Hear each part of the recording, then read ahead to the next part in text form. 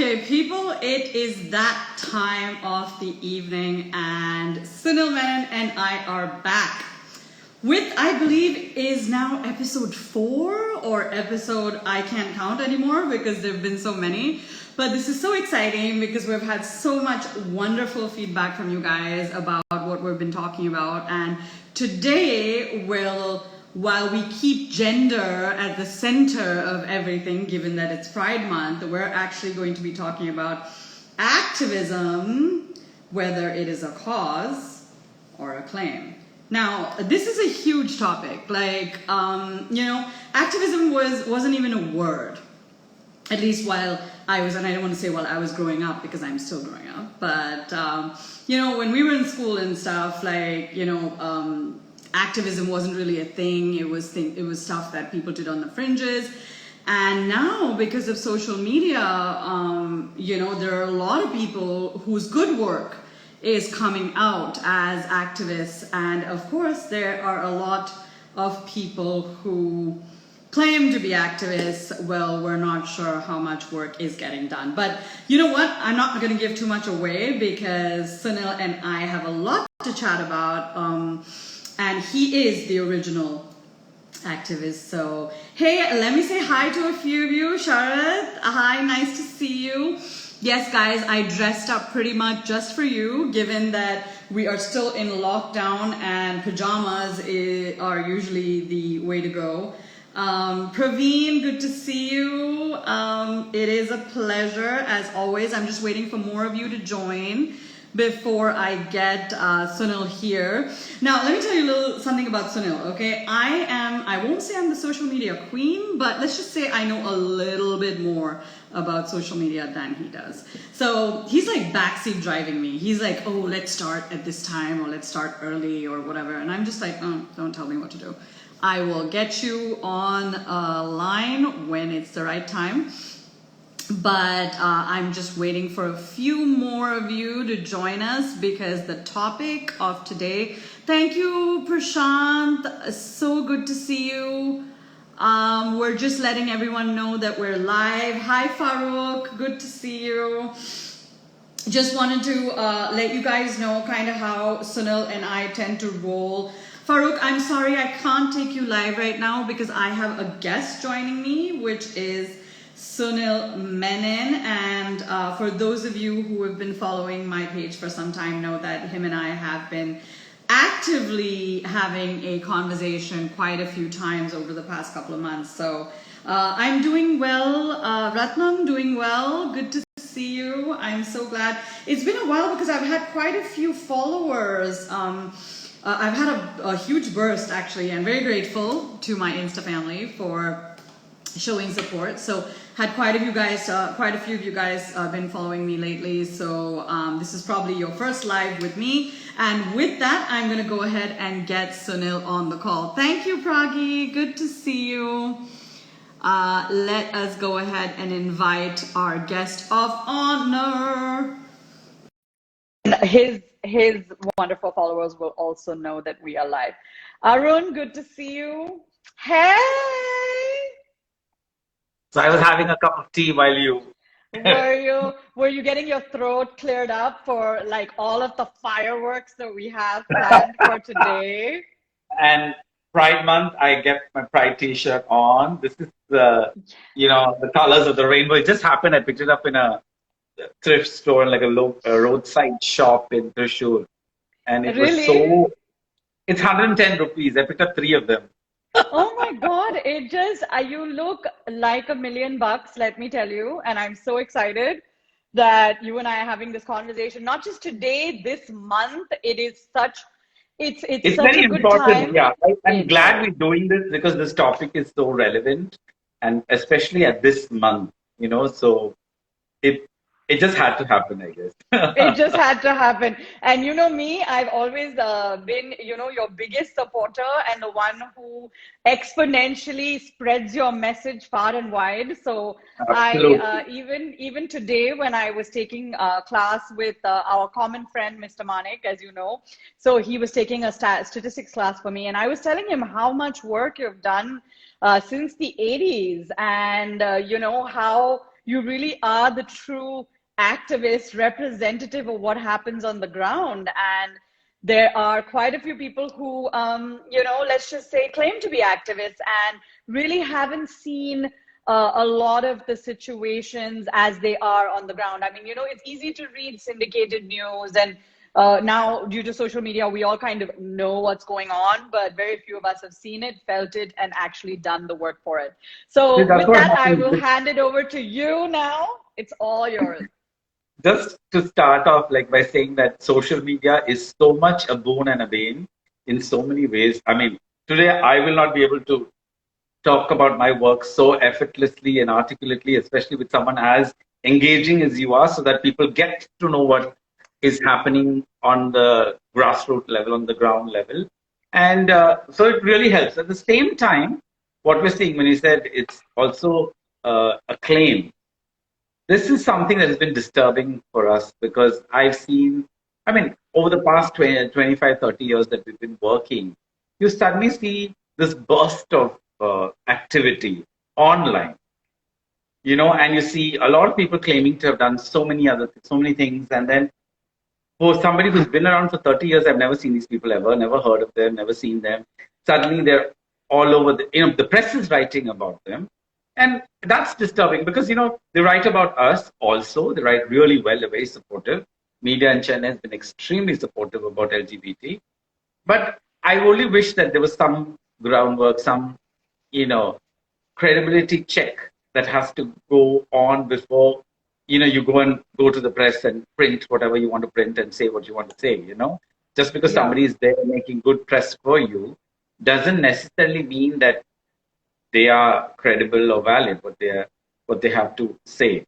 And this is where social media plays that game, where it's it's open house for everybody. Yeah. Everybody painting themselves out to be who they're not. And now, especially now that Pride Month, this is Pride Month, you'll see all of them literally coming out of the woodwork. People you've never seen, heard, suddenly, talking to the press, on the media, social media, saying, I'm doing this, I'm doing that. And like, we have this conversation the other day. Something very disturbing was that there's a good friend of mine, Srijit Sundaram, who is a theatre personality. He's an ally of the LGBT community. And along with a lot of the LGBT groups that exist, like Sahodran Tori, all the NGOs that work, they have started a transgender community kitchen only during lockdown period. Wow. Now, this is amazing work that they're doing, and the press wrote about it. The moment the press wrote about it, another so-called organization started doing the same thing and putting it out on social media, saying, we're doing poor feeding or distributing rations for the trans community, and piggybacking on what was already there. And so Sridhar and team have been working really hard. There are 10 members, 2 kitchens, one in south and one in the north of Chennai. They have been working through the lockdown and on weekends when it's necessary to reach out to not just LGBT, but to allies and people who are needy, genuinely needy. And so I saw this video the other day, and I was thinking, the person presenting it was trans, so they obviously used a trans person to present the program. But in a way, suddenly I was taken aback. I felt, is this person promoting herself, or is she talking about the community and the work that is being done by this particular group? And this group has no affiliation to any established NGO trust. So from all the trusts and NGOs, people have come together, like-minded people have come together and created this transgender community kitchen. People have been inquiring, calling me and saying, we would like to donate and help them and all that. So Srijit was over, right? And he was happy. He said, but the thing is, and he was very clear. He said, the money that we've got is enough for now. He was clear. He said, and he said something, in fact, he complimented Jaya, who runs Southern, and he said, Jaya has trained your kids really well. They're so frugal. There's no wastage. So if they give us 10 rupees, we're actually spending only 7 rupees. So they're really saving up, and, they're making it really economical. So they're very budgeted and, presented very well. Which is phenomenal, right? It's very different, because usually they overspend. And I mean, the perspective tends to be that, when you donate these, you know where money is going. You spend it, you waste it. this is because we come from a background where we know there is no money. It's very hard to get people, giving you donations or helping you because we are not on the media, we are not in social media, Right. So the thing is, we're not marketing ourselves because we have a sponsor. We're comfortable where we are, and we're just doing our work. So this is the true activists. These are the frontline workers. Like you said, we are the frontline workers. We are sticking our necks out, full PPT kit, morning and evening. We're delivering food to people who need it on scooties across the city. And then suddenly this so-called trans person who runs a very dubious trans support group and had very strong ties with the Rotary in Chennai and eminent personalities in Chennai. What is interesting is just because I'm trans doesn't mean I'm doing credible work. And just because I say a couple of things. But people want to feel good. So whether it's the Rotary or these eminent personalities who blindly supported this trans person, they have, and they know me. So I met one of them and I said, why are you supporting this group? They've not done anything. I said, oh, we didn't know. So I said, well, you should do your homework. If you're going to spend so much money and time and effort and support a cause which is not there really to serve the community, it's really sad. I said, you must really. Then she said, okay, I'll give you a call. And this conversation happened at our show, the International Women's Day show last year. Oh my God, really? And she came up to me and she said, so I had this quick conversation with her and I said, it's disturbing that all of you are supporting this very fake person. We don't even know if he is trans in the true sense, whether he's masquerading, all that, and getting money. So Srijit was so upset. He said, the same group has bought food from restaurants and is distributing, saying this is in the name of transgender kitchen. How is this the transgender community kitchen? And who's supporting them? It's again his contacts in the Rotary and all these eminent people have given money. He's gone to hotels and picked up parcels and he's distributing it. This is not transgender community. And when through the press, they actually got Srijit's number and they called and asked for this particular person. He was upset. He said, what's happening here? Yeah. This is the actual transgender community kitchen. There are two branches, one in north and south. We are the ones doing it. So who is this person you're asking for who doesn't exist? I mean, who's not doing this kind of work? Yeah. And that was how it came out. And then we realized that, we can't fight all these petty battles everywhere. It's difficult. You just go on doing the work you do because that's where your heart is. That's what you love doing. And these kids do amazing work. So I want to bring up this conundrum, and this is interesting because you now have made your own debut on social media, which I am personally very excited about, and extremely invested in. Now here is the whole concept, and I want to introduce the digital concept. It's not new. Most people out there know it, use it, which is why we are facing the problem that we're facing, which is called jumping on something that's trending. Okay, so basically when you look at Twitter, you look at any of that, you have something called trending hashtags, trending topics, anything. And the way these algorithms work is that they produce, when a subject is being talked about and hashtagged, the more people who use that same hashtag, it basically pushes their content to the top.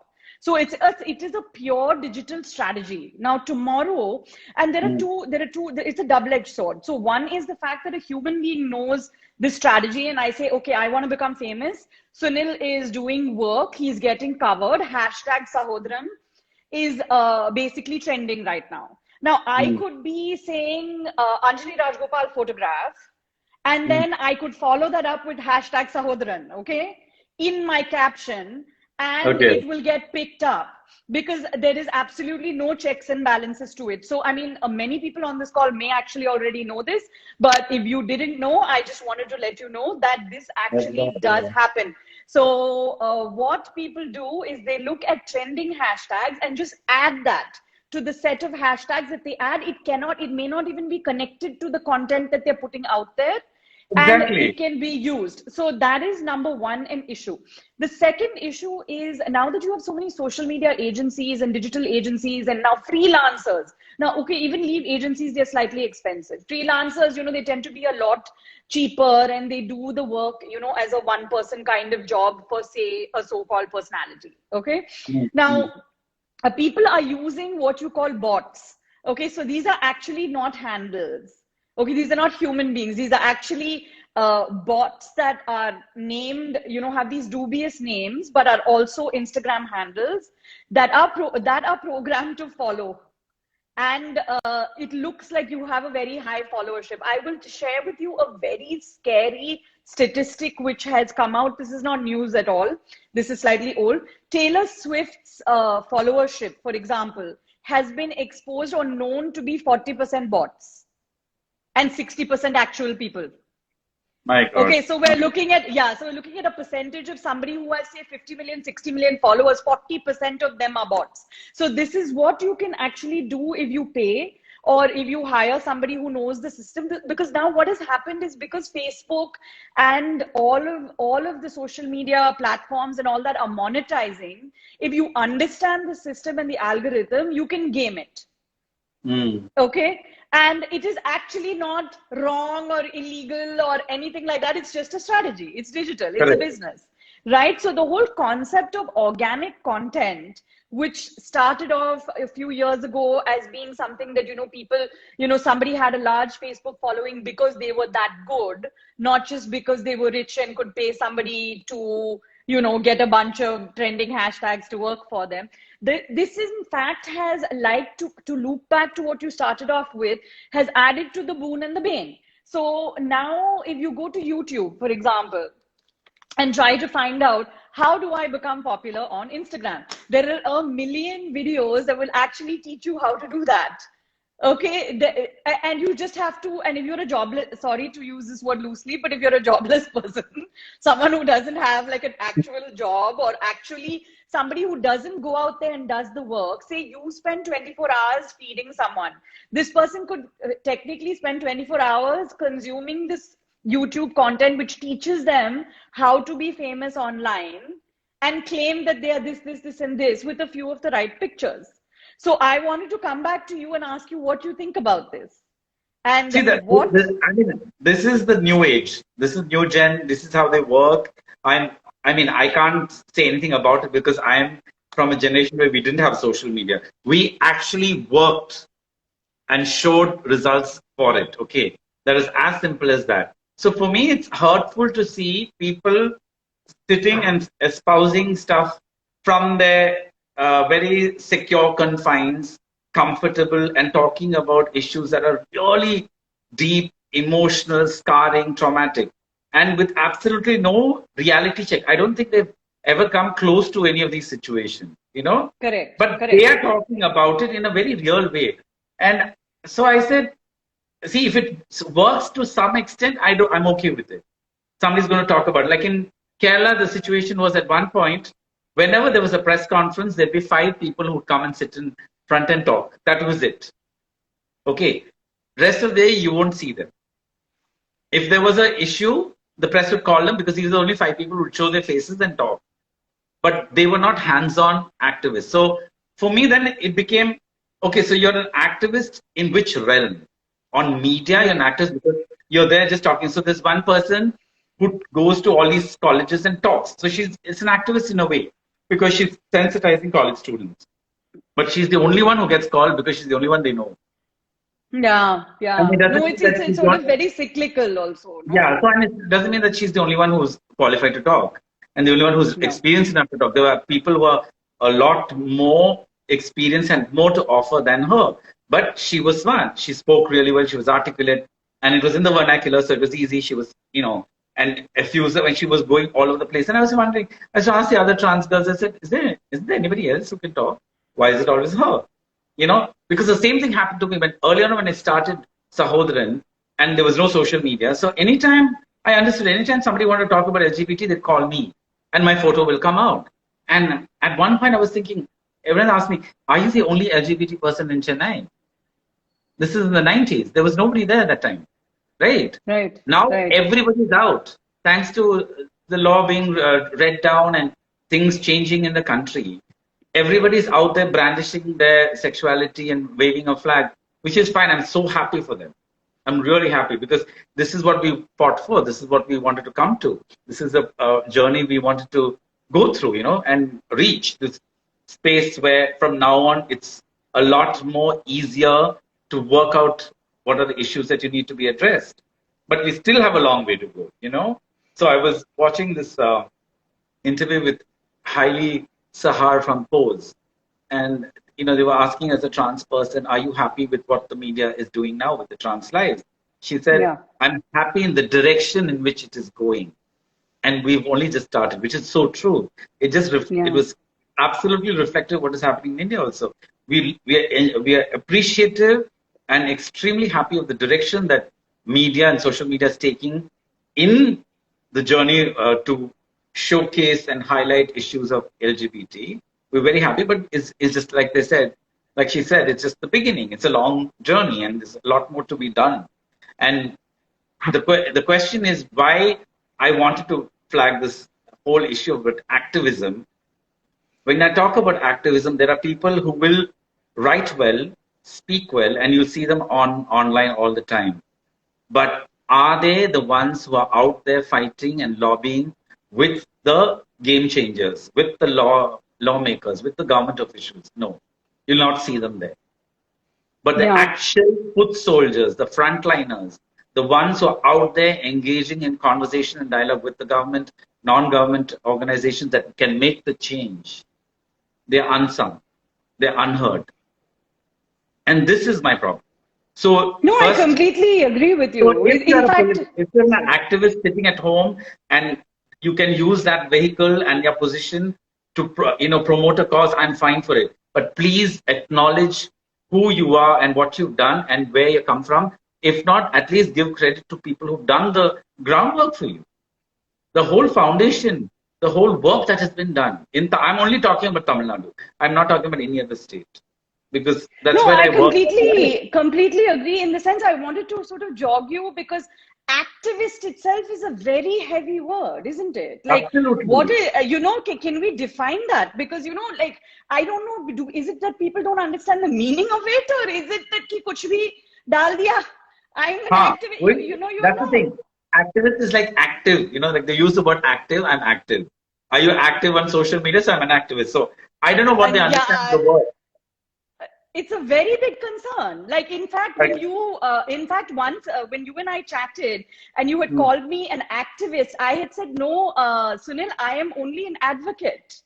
Correct. Because I know and that's because I know who I am and I know how much work I do. And the thing is, I do as much as my normal job, my day job will allow me to do, and my whatever. And whenever I can, I speak or I collaborate or I say. But I will not go ahead and say ki I'm an activist and all that, because I don't put 24/7 into it. You know what I'm saying? I try to do, and I'm come from a background of PR and media, and then I've evolved into corporate, and whatever skill sets I have gained in the past, I try to leverage to connect people so the conversation can get amplified.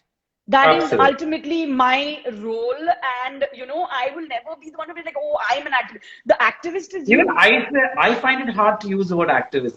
Because the past few years, Sahodharan and the work has been done by a group of, I call them my kids, the kids who run the center. They're the ones who are actually doing the work. I am doing nothing. Today, I will not call myself an activist. I was at one point, yes.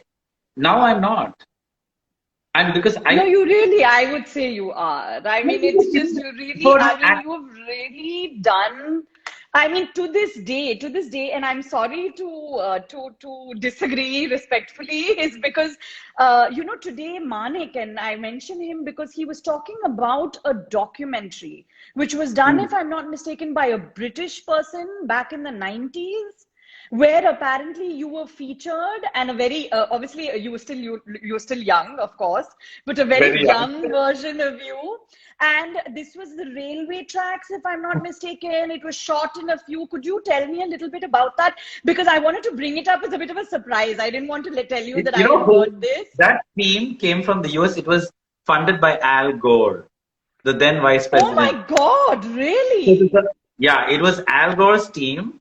It was an American team that came down, and they were covering health issues basically around the world. And then they heard about us. I don't know how. And then they landed up there, and then we had to actually take them to sites where sex actually takes place between men, solicit, pick up, and all that. So it was very touch and go. It was a very iffy situation because the moment they saw the camera coming in, obviously they panic and they've run because this is a completely underground network of sex that happened. And we went during the day. Thinking we won't be getting anybody. So I said, okay, let's go during the day. We'll show them the locations, what happens, and explain what happens here and what is the work the outreach staff does for Sahodaran, going out to these places, distributing condoms, making the connection with the sex workers and the clients who come there and bringing them into the hospital or to the Center for Counseling and Health Services.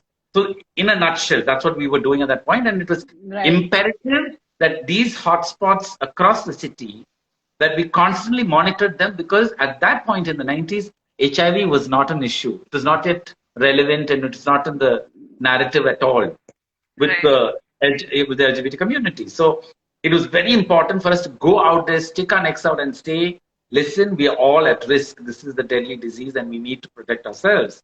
And so when we went there, to our shock, we actually caught some action happening. So there's some... I don't know if I should laugh. Is it okay? No. Laugh? So it was from the Perambur railway station. It was a long shot. So thank God. And they were walking down the tracks. And then you see some people run and all that. So I still remember this. It's somewhere on YouTube. Like you said, I can't remember. I don't keep track of this. Can you imagine? This afternoon, Manik said he will find it and send it to me, and said that, he had seen it. And I said, could you tell me the year? And he said, Anjali, it is definitely 98 like 98, 99. 98 is when the Southern started. So it was in the 99 or 2000. So this is unbelievable. This is when we were kids. So there's another interview of mine with 2 sex workers on the Marina Beach in the middle of the night. And this was done before I started Sahodaran. That is the BBC one, I think. Yes. That is also out there on YouTube. So, I wanted to use this in context of our activist conversation, because, you have to put in the time, right? You have to put in the time. You have to put in the work. The work has to speak. I'll tell you what the missing link is, if anything, is, because you guys are out there actually doing the work. You're not out there actively sitting and doing PR, which is putting all these, cutting reels and I don't know how relevant, because you only have 24 hours in the day. So do you do your work, or do you do the PR, or do you find a balance? And how do you we get home so tired. Where's the time for PR? My work is in the night. I come home at 12 in the night after, reaching out to these people. And then you sleep, and then next day morning you're back at work. You have to refile your reports, the number of people that you've met, the number of condoms that you've given. Were you able to convince the client to use the condom? How many refuse? So there's a whole format that we have to fill in. And it's tough, because then we go back into the field at night. And do these other so-called activists know that? So I have a question for you. Now you're saying, we were talking about the individual that you were mentioning earlier, who was, is that person espousing the cause, or was she just being used to grab eyeballs? And when you say that, he worked with us before. See, the thing is, she has a history where she worked as our staff. We fired her because she was corrupt and a lot of And when she was fired, he was taken immediately by another organization as a project manager. So this is what I didn't understand. We are all funded by the state government. Tamil Nadu State AIDS Control Society funds all of us. We fire one of our staff and we explain why we fired him, her, whatever. And because of whatever the issues were. And then that person gets absorbed by another NGO for different, same HIV/AIDS work, but a different community. So from LGBT... corrupt, can you define corrupt? Because, this is obviously an issue, right? This is something that should come out. Exactly. That's the reason why when this person starts an NGO, we know his background. Money was being misused completely. They were not being paid properly.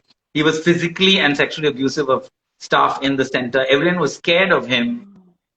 So nobody could, only when he left, we found out and we called, and then we took disciplinary action against him. Then slowly the stories come on. They were paranoid. They were petrified of him. And so, because the office space in North Chennai was a different space altogether, and he ran that space there. And then next thing you know, he's trans. He's wearing a sari, and then he's become trans, and then he starts this organization for the trans community, gets trans people involved. So whether they know his background or not, I don't know. And now living the trans life. So now technically he'll say, I'm trans. So fine, you're trans, you're trans. So I have a question. So is this, I mean, when you say organization, is it actually like, has this person registered an entity? Like, or just, so they have a registered, like how Sahodran started in 98. So I think this must be late 2000s or whatever, whenever, past few years that he has registered this organization, got some trustees on board, and now is so legit enough to start and do work. But obviously they're not getting any funding. So his way of getting funding is lobbying, because very smart, very articulate, educated boy, knows how to, talk to all these targeted the Rotarians and the people who are sympathetic, film industry people. And those people have funds which they have to allocate. So, at the end of the day, it's... And without any cross-checking about the veracity and the credibility of the group, just because it was, and this is the feel-good factor. This is what I get upset about. I want to do something good for the LGBT community. I'm an ally, so I donate money. I donate things. Not checking, is this going to the right place? I always say, don't give money, give in kind, because then you know that you're not wasting your money. So now, that's actually a very good point. So what has happened with the transgender community, trans communication with kitchen, which Srijit is part of, they are getting funds. They're running the salaried staff working on a day-to-day wage, and this is during the lockdown period, and they come together specifically for this period. Now, for him to piggyback on what has already existed, the press has covered it, is to leverage that and get money. And there's no there's no kitchen at all. What he's done is he's bought food from hotels, but then it's not a kitchen, right? Then it's not a kitchen. Exactly. The whole thing is entirely like a fake. The Rotarians could just buy it and distribute it themselves. I have a friend in Ambur who's doing that. He said, I've got the food. We run there's a small group of friends. We've collected money for 50 people. We've got packages that we're going to distribute. I said, fine, I'll give you a lead in Ambur. Go reach out to the trans community there. Not pretending to say, oh, I'm running I'm doing this kitchen, nothing. He just raised money during this lockdown period to feed some people. That was it. So that makes sense. For them, if I don't know who's given the money to this group, whoever, I'm just assuming it's a Rotarian because he has a strong connection with the Rotarians and certain socialites. So maybe they're giving him money. But Srijit said this, he said, he is buying food from hotels and distributing it in packages, which anyone can do. How is that activism? How is that, how is that as you, as a trans person yourself, how does that make any impact? What are you trying to say? Just to promote yourself, because then what will they do? They will put all these pictures on Instagram and wherever, social media, Facebook, whatever, showcase, and there'll be photographs while they're distributing food packets. They'll go into the trans community, any community. There's a lot of that, yes. Yeah. So there's no validity to it, no? So, but people so no one is asking these questions. Like, where is the money going? Where are the reports? What is the ROI on this sort of thing? I mean, how many people were fed? I would be curious to know. I don't know. We don't even want to know, because we're not interested in what that person is doing. Because there's a limit to being fake and fraudulent in what you're doing. You've been called out many times on it, and you still want to continue. You still have time to change. You still have time to do good, right? Right. Like, you don't have to be bad all your time, right? And that's what I said, give everybody the benefit of doubt. Maybe they've changed. Maybe they're doing something good. They've realized what they've done, and now they genuinely want to work for the community. I hope so. But then why would you say that you're running a trans community kitchen? This is what hurt him, because he told me that. I spoke to him last night. I was upset when I saw the video. And I said, it was just crazy timing, because we had planned this talk on activism. And this just came in, and I was like, whoa, this is like a sign, we had to discuss serendipitous, and also, and it is something that has bothered me in the sense that I have been, again, I believe that I'm a very strong ally of the LGBTQIA community, and I believe that, since I espouse identity, reclaiming for the most part, I believe that there's a very kindred kind of simpatico relationship between what I've experienced in my own lifetime and what the LGBTQIA community has given me in terms of understanding. Let me tell you, the friends I have had in my most broken, and I mean that literally and metaphorically, in my most broken states, have been the ones who were from the LGBTQI community, because they never judged. How I looked never mattered. And they continue to let me change and evolve and make mistakes and fall down and pick me back again without counting how many times they did that. So there is a part of that community which is soft and understanding, because they themselves, like, empathy is built into the DNA. But now I feel that kind of empathy is being traded like a currency. And thanks to social media, because now they have being appropriated. Avenue. They have an avenue now to put out things that, to showcase themselves in a better light and to portray something that they're actually not doing. But then in the larger picture, see, now when the press wrote, whether it's Hindu and Indian Express wrote about the trans community kitchen, I got many calls and messages saying, how do we reach out to the... So I got Srijit's number and I passed it on. I said, these are the people doing it. I'm sitting in Kerala. I'm not cognizant of how to go about it. Just get in touch with them directly. So I just gave the numbers. So it generated interest. So obviously, suddenly people have realized, other members in the community who are not doing this have decided, okay, they can do it.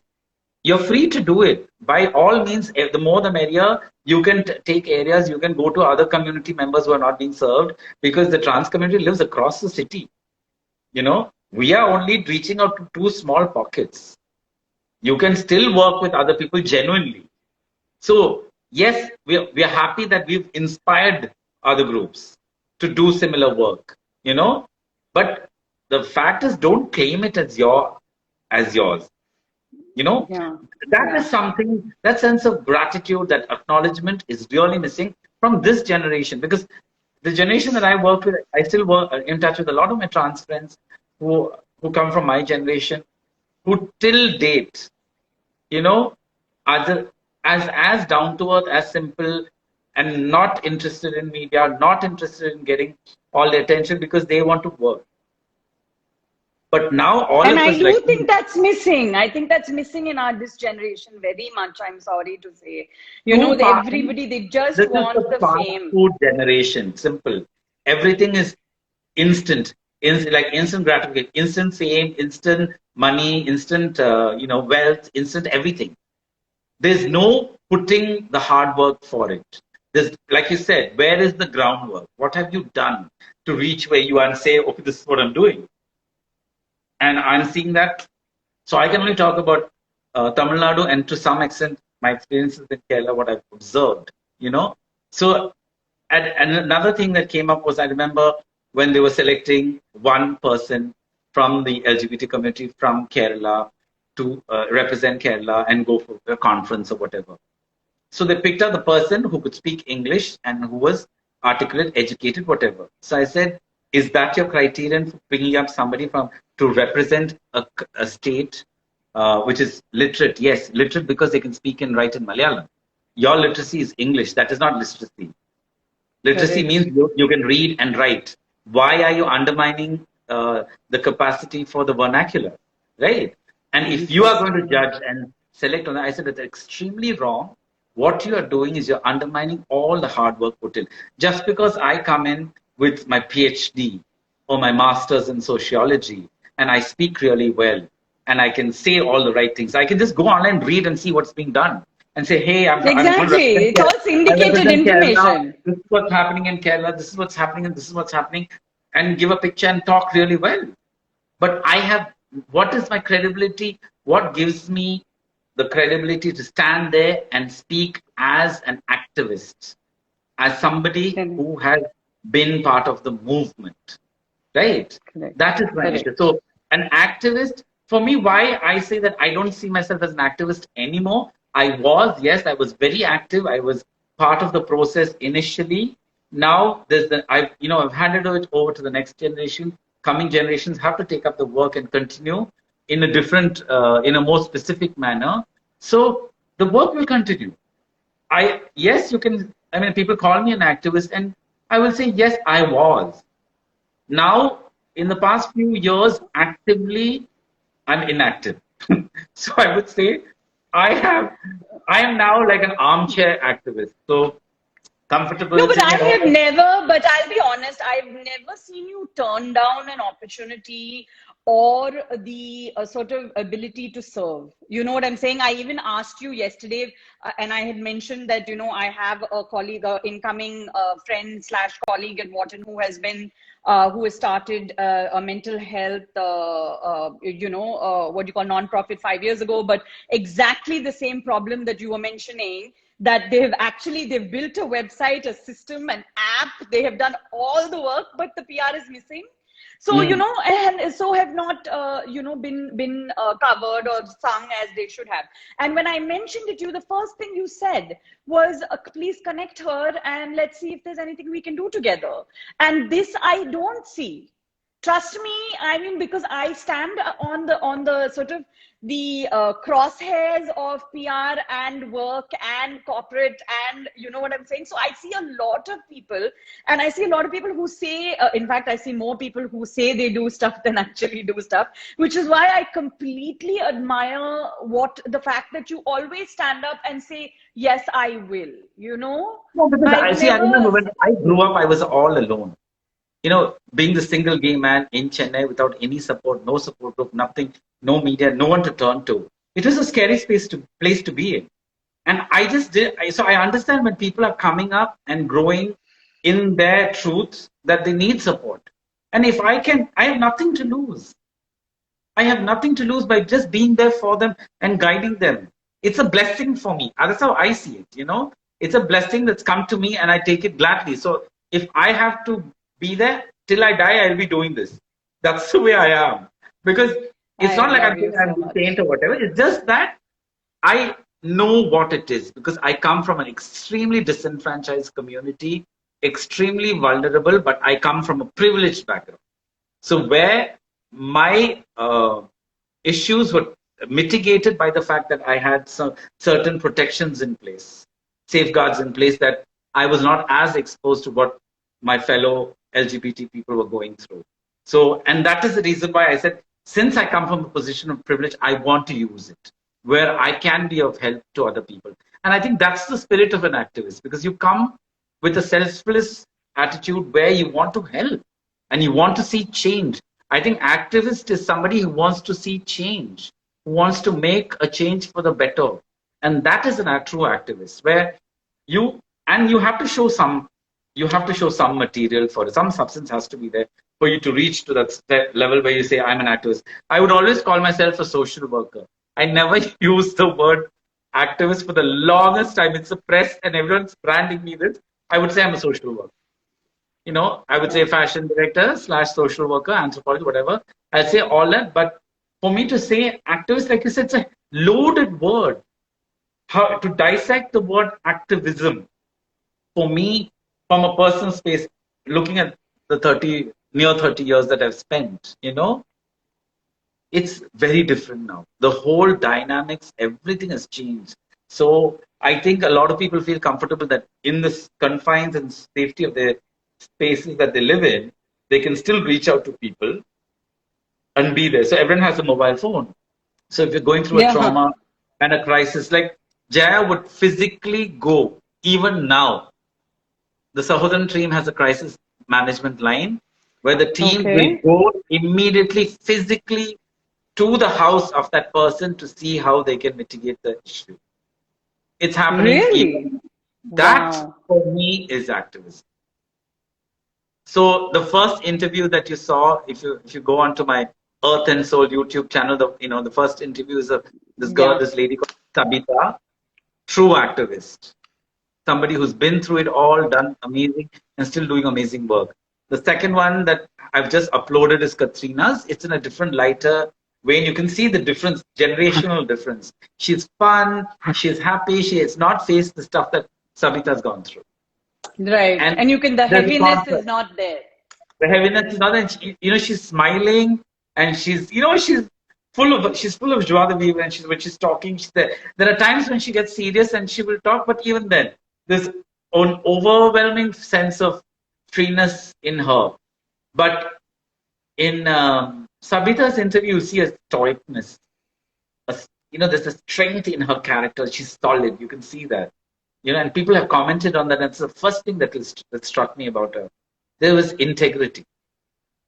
Right. And that is what is missing. And someone like her, how would you even put integrity? You would associate as integrity with a trans person who was a sex worker, now a social worker, activist, whatever, for that. That's her journey. That's why she's a true activist. So everybody else, see, the thing is, I'm not condoning it by saying that if you come from a position of privilege, you can't be an activist. You still can be.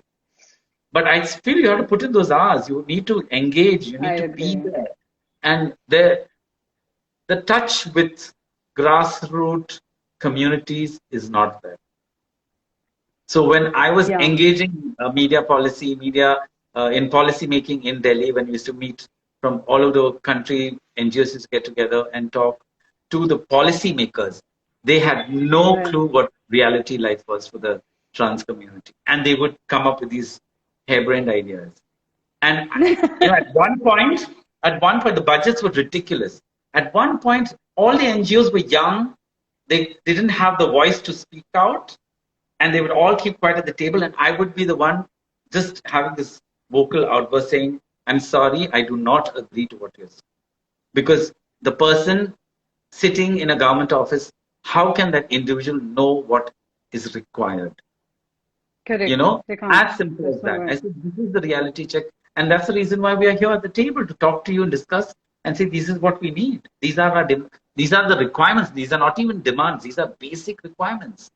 So it was that engagement that I had, because I came from that experience, and the younger kids couldn't bring that to the table. They would listen, they would be there. And I think there was an apprehension, because all of us are intimidated by government officials. Let's face it. Of course. Yeah. Because we are courtesy, their benevolence and their support. Right. And we always have to work with the government, no matter what. I always state that. We are non-political. Just be there, do your work, serve your community. That's it. But have you noticed the latest hashtag activists, and I'm going to go ahead and call them that, they've never worked with the government officials. You know that they only operate at the surface level. Like, I don't know if they've ever met with an IAS officer or someone who can actually, facilitate change with them. That's the thing. So, when we came up with this topic today, we talk about activism.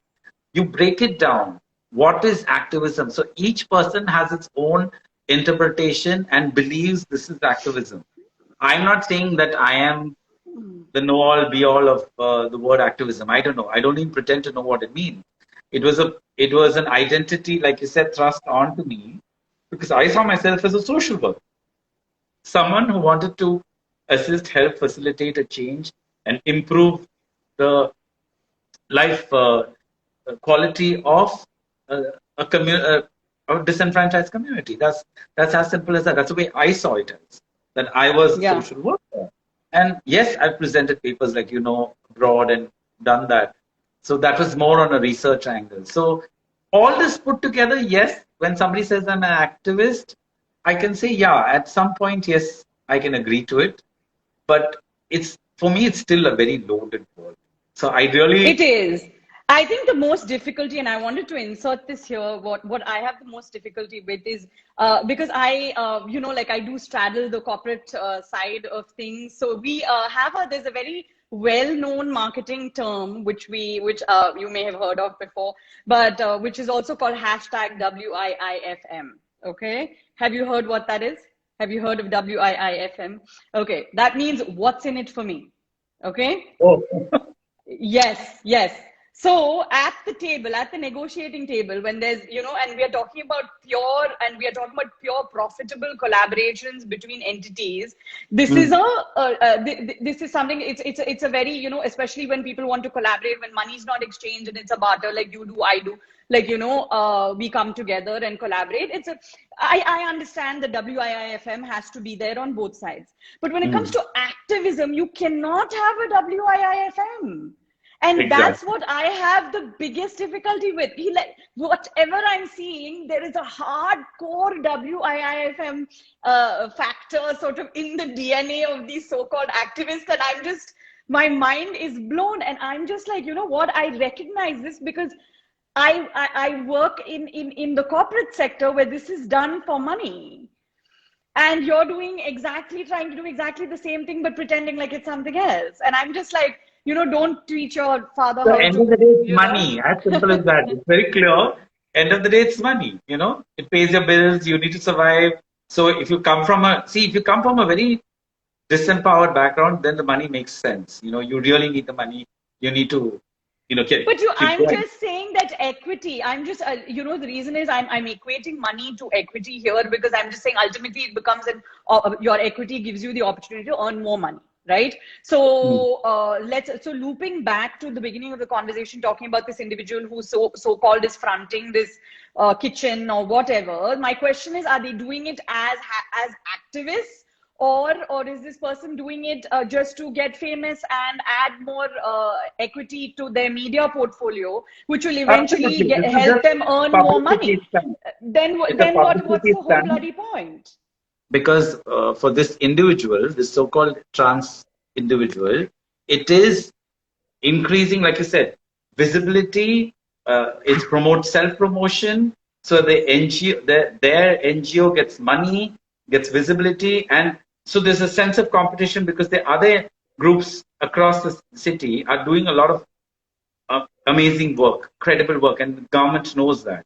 This is one group that has been very iffy from the beginning because everyone knows this, their background. So they have gone to a different source of income. When they know that Yeah. the donors and the government and non-government agencies are not going to support you, so they start, it's like handouts. And it's spur of the moment when this trans community kitchen came up, she realized, okay, let me jump onto this bandwagon, piggyback on it for its publicity and see how I can benefit from it. It's very clear. There is no altruism where they wanted to reach out to people because they didn't cook, they didn't make anything. They just bought food and Right. distributed it. So, like you said, Yeah. what's in it for me is exactly their motto. Is the motto. And that brings us to sort of where we started and where we actually have. And I'm glad we had this conversation, but I do need to take comments now from all of your wonderful fans and followers who are there are many more than just me. I know you don't call yourself an activist, but I will I will take it to my grave that you are the only person I've seen really put in what it takes. So I'm going to quickly go through the comments here. So we have Infallible Kindness who says she strongly agrees and supports LGBTQIA. We've got a few. Ketaki, of course, joined us. I'm not sure if she's still here. We've had a lot of people join, but unfortunately you and I had decided that we would not take questions during because you do end up getting derailed, and I have to like drag you back kicking and screaming to the topic at hand. So yes, so we have Sunil Karthik SK who says SK is the one whom you did a chat with earlier. He says there are so many so-called LGBTQ activists just asking for media attention. We do agree. So a lot of people just saying hi, Sunil. A lot of your people who have worked with you both in the LGBTQIA space as well as the fashion space have joined us this evening. So any parting thoughts, because we do have to close in about 5 minutes. So me and you do not extend beyond 60 minutes and I'm not stuck cutting the video because I Correct. just like, it drives me completely mad and you mad as well. And you will just tell me to do it and go to sleep. And then I end up So, struggling for hours. yeah, But let's, how I would end it by saying this is Pride Month. So, if you're genuinely there, it's fabulous. If you're there just for what's in it for me, at least I hope this conversation that we've had, where will inspire people to think differently and see that it's time we, from people of positions of privilege, could actually reach out and try and make a change. It's all fine to be on social media and say what you want to say and garner all your brownie points and your number of followers increase and whatever. It's irrelevant for me. As long as you have your heart in the right place. And for me, that is true activism. When your heart is in your right place, and there's what's in it for me that is, I didn't even realize that existed. So like I said, I think our generation, we never had it that way. We were, more into what we were doing, and the solid feedback that you get, the sense of belonging and the sense of self-worth that you get, it's the love that you get from the community, and the support is amazing, which is really genuine, because they know somebody who's genuine and they will support you.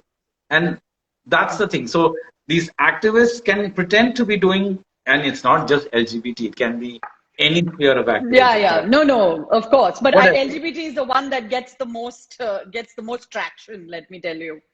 Because and that's now everyone this whole month there'll be a flurry of activities and people jumping on and doing things, because this is where they will, like you said, traction or mileage or whatever. This is where they'll milk it for what it's worth this 1 month.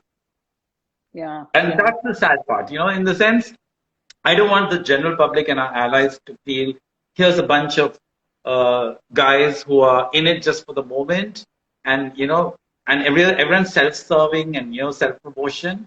That is the sad part, So, like you said, it's thanks to you and engaging in these conversations where I'm able to bring out a lot of stuff, so that it's out there for people to hear and understand that don't go by the book. Don't judge a book by its cover and say, oh, just because somebody's trans or LGBT, he or she who professes to be an activist is actually doing work. And we all want to feel good by saying, hey, we're working with underprivileged, disenfranchised communities. We're reaching out to them. We're doing something for them, and you want to feel good. That's lovely, yes. But when you feel good the right way, with the right community and the right people. Don't do it for the sake of feeling good. It has to be genuine. Correct. Yeah.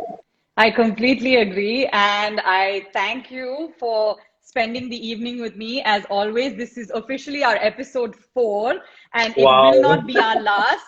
It will not be our last, because I think we've got a lot. I think this month is a wonderful opportunity for us to tap into a couple of other really burning subjects that, people have been writing to me about. And of course, your fans always want to see more of you. So I get a lot of messages that say, when is Sunil sir coming back? And I said, it is, I love you all, but it is not, I do not babysit Sunil sir as a full-time job. I do not mind it if if he would just invite me to Kerala. So I have been watching some of the action happening in Kerala, as you can see, and I did I'm great check out. Today I'm so happy. I had I have a Muscovy duck.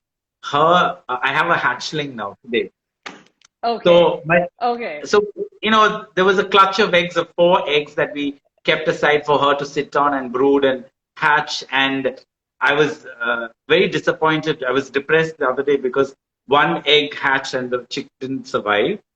But today, the good news, one is up and about, and I'm super excited. So that was what kept me busy the whole day. And then, of course, looking forward to this fabulous conversation. So I'm on a high. Absolutely. I'm glad that you're high, and I have to cut it because we are at 59 minutes. Okay, yes. I will love you and leave you. Okay? Bye. Bye.